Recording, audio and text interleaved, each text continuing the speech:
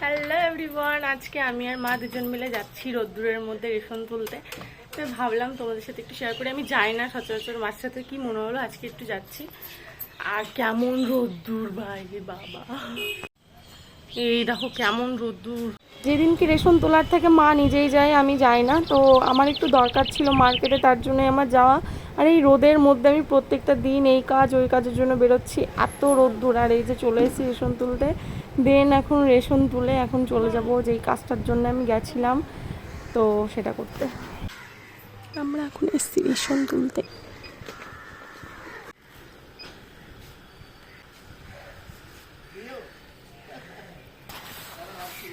এই যে এবার রেশন তুলে যাচ্ছি একটুখানি বাজারের দিকে। ও মা, তোমাকে যে টাকাটা দিল তুমি আমাকে দিয়ে দাও।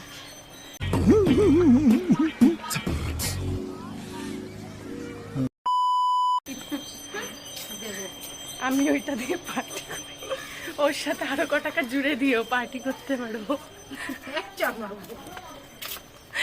আমার মা পার্টির কথা শুনলে আমাকে তো শেষ করে দেবে। আজ পর্যন্ত জীবনে করিনি, করতেও দেবে না কোনোদিন।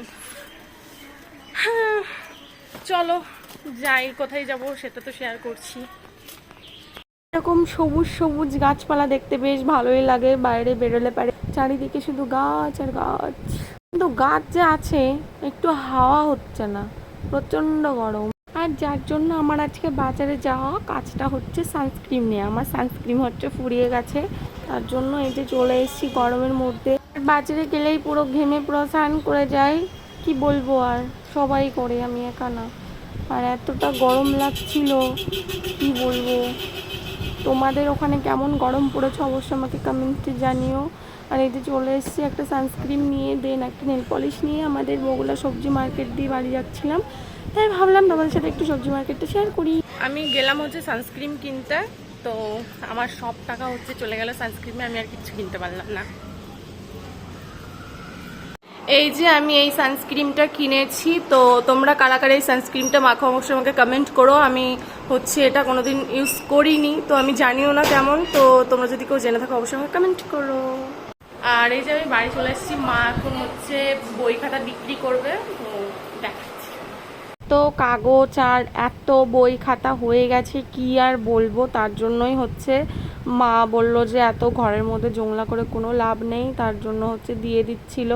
আর সচরাচর মা হচ্ছে বাড়িতে একা থাকলে পরে কাউকে ডেকে দেওয়ার সাহসটা পায় না। সেদিনকে আমি বাড়ি ছিলাম, তখনই কাকুটা যাচ্ছিল, দেন মা তখন ডাকলো যে দিয়েই দিই ওই কাকুটা, তার জন্য মা ডাকলো, দেন তারপরে এগুলো দিল। আরও আছে, এগুলো তো কিছুই না, অনেক ছিল, সব জমা করা ছিল অনেক দিনের, তার জন্য নিয়ে নিয়ে মানে দিয়ে দিচ্ছিল আর কি।